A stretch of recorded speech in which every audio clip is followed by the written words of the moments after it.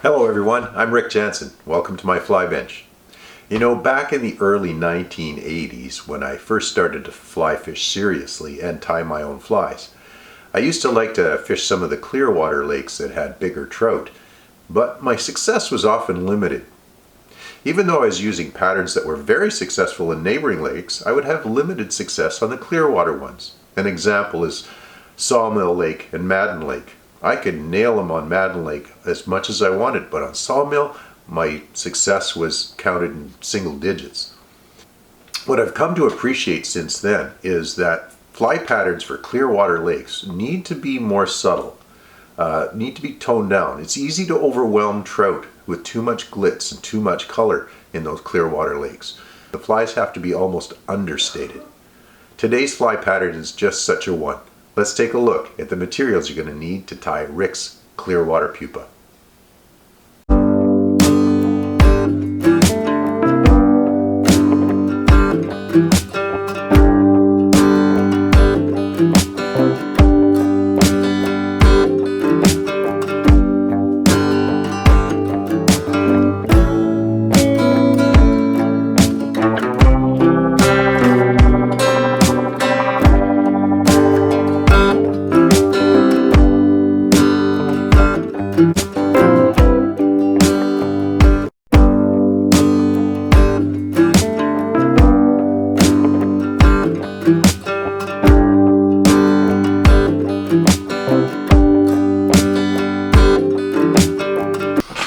Alright everybody, into my vise I've got a Togens number 10 curved scud hook, and to that I've attached a 7/64 matte black bead. Again, the matte black is to understate the fly. I don't want a black nickel bead on there which would be excuse me, too shiny. Coming in with our 70 denier light olive tying thread, going with the green chironomid pupa this time. The Clearwater lakes, I don't know if you've noticed, but I've noticed, produce, I think, a higher percentage of the chironomid pupa in the shades of green rather than the other colors. Like the more algae tinted lakes tend to produce more of the black, the brown chironomids, and a lot of of course, they all have the sort of ASV gunmetal look when they gas up, but when they are still colored, I noticed that the Clearwater lakes produce a lot more of the green ones. Thus, that's what I'm going with today. Now we're going to come in with some white Antron gills, and again, I'm going understated. I'm going to be trimming these, and I just want really a whisper of gills up there. I don't want too much white, because again, that can put the trout off if it's just too bright. The gills on the chironomids are white, definitely, but they are subtle. And I don't want to overwhelm the trout with too much white up there, so I will be trimming those down. So trim out the tag end there of that. Now, while I'm doing this, I want to give a big shout out to Mark Yotogawa and Stanton Jack on Facebook, on the Stillwaters Facebook page. They've demonstrated some fantastic techniques that I've been able to adapt or adopt in my time of chironomids. It's really upped my game in this field of fly tying. So a drop of super glue in here just to secure those threads, just a little bit. You don't want much. Don't want to goop up those wing buds or those gills. Just bring that bead up into place there. There we go. Again, I'll be cutting those to length shortly. So bring our thread back in behind the bead. Now that we've got it glued in place, a little bit of super glue will do ya. And I'm going to start to build up my taper in here. Once I've got it built up a little bit and I feel that bead is sort of locked in place there. Now I'm going to use the tag end of my thread to guide my wrapping threads down the shank of the hook. What it does is it allows me to strike the thread, and it'll guide it down to the shank and give me the effect of not overlapping or not leaving gaps. So I'm just using that as a tool to continue my wrapping down the shank of the hook. And we're going to go right down into the bend to give this fly some taper and some length here. So we've got going down, and before we cut the tag end off. I don't like to cut that tag end off too early. It's a great tool to use. We'll get it down there into the bend of the hook, and once we've got it long enough, we can cut off the tag end there. There we go. We've got it down in there. Now cut that tag end off. Now I'm going with a rib material of Flashabou in blue steel, or gunmetal blue as they call it, and I'll just use my bodkin to pull a single strand of that out. We'll cut that free and set that aside. Now this is our ribbing material, so we're going to get that attached at the rear of the hook here, and then bring our thread back forward again to the front of the hook, to just behind the bead. Now we're going to continue our taper building here, and until I get the taper up sort of to where I want it for bulk, I'll leave the thread alone. I won't unwind it until I've got that taper closer to what I want. I do tend to like my chironomids on the thin and slender side.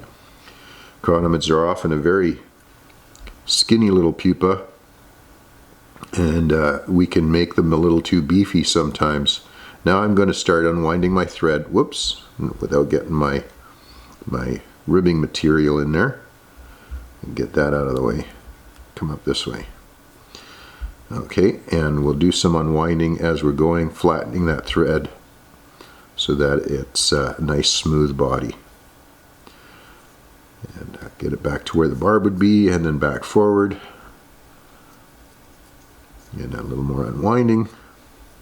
And because we're bringing wing buds in here, I'm going to stop there on the more on the slender side.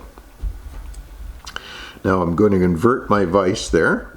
Looks good from here, although my rib material is again misbehaved and gotten caught up in my thread. Wing buds, we're using goose biots, and for this particular pattern I'm going to go with orange. I like to tear them off in a pair, and if they stay attached I prefer that. So I'm going to grab them near the base and pull them free.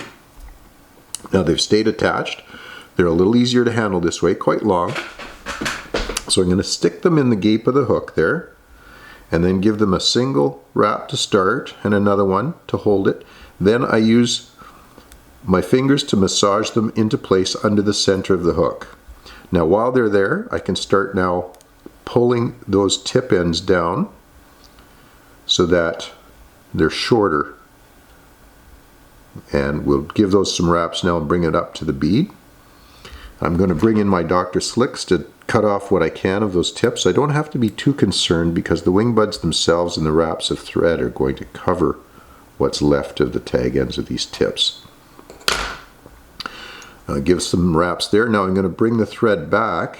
As you can see what I'm talking about with the bulk at the front of the fly here. Now that we've brought the wing buds in and we've got them with all these wraps of thread, we've built up some shoulders there. And I'm bringing them, the wing buds back to about 1/3 of the length of the hook. All right, now that we've got them as far back as we want, to bring my thread back forward again. And here we do a little trick. We bring the goose biots forward and just give them a single wrap to hold them out of the way so that we can wrap our rib material. Now I do my 5 to 7 ribs of the Flashabou. 3, 4, 5. Now I've got them right behind the goose biots. I'll release the biots because the next wrap will be in front. 6, 7. And then we bring that up and capture those. And I'm going to cut that Flashabou free.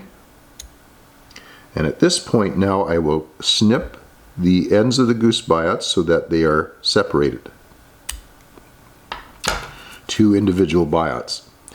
Now I'm going to draw those down and forward. If it was the hook the other way, it would be up and forward, but I'm doing it with the hook this way, inverted, down and forward. And I want to capture those with my right hand there. And second, I've got to get my thread forward right behind the bead. I don't want to capture those buyouts too far back. So again, down and forward on both sides of the bead. And I'm going to capture those right behind the bead with 1-2 wraps. Now I'm going to invert my vise, revert it back to upright, and then I can position those buyouts exactly where I want them, up and forward, sort of off to the side. And then we're going to capture that, and we'll cut off the ends of those buyouts now, as close as we can, but we don't have to worry because we're going to come in with the Sharpie and color those tag ends so it matches the bead and disguises the ends of those buyouts. There we go, we've got them in there. And our Sharpie, we're coming in with our Sharpie here to touch up the tag ends of those goose buyouts and disguise them. Just a little bit of color on that orange there. And now what I will do is I will color about 2.5 to 3 inches of my thread with the same Sharpie. Make a few more wraps here. Cover up the ends of those goose buyouts, and then whip finish with that black thread, blackened thread. 2, 3, 4 will usually do you. Get that thread cut off, released. I'm going to shorten my gills here to the proper proportion. There we've got a very understated little bit of gills. I just got a little glue in there and trying to frizz those up a little bit. That should do it. Now our final step is to come in with the epoxy, and because I don't want to turn that matte black bead into a high gloss bead, I start at the rear and just bring them up to the wing buds there, just behind the bead, and use my bodkin to sort of stroke that epoxy into place. So it just covers those buyouts and the body without getting onto the matte black bead. Any excess there, just wipe off with fingers. Don't want any loose drips there, and we'll give it a shot with the light. And there you have a clear water pupa, understated in a number of ways. It's got the hot spot still in the wing buds, but you can even tone those down by going with a brown or a tan set of wing buds. Although I do like a little color to draw the fish in. Yeah, and there you have a pattern that'll work in those clear water lakes for you. And of course you can go with other colors. You can go with browns, blacks in a similar way, tying it with alternate colored ribs to highlight the segmentation there. Hey, if you enjoyed that pattern, please consider subscribing to my channel if you haven't done so already. It's absolutely free, doesn't cost you a penny. While you're at it, you can mash that like button. It helps the algorithm bring my videos up more often for people to see. And feel free to share it with your friends. Hey, thanks for watching. Wishing you all the best this tying season and next fishing season. I hope to see you on the water. Bye for now.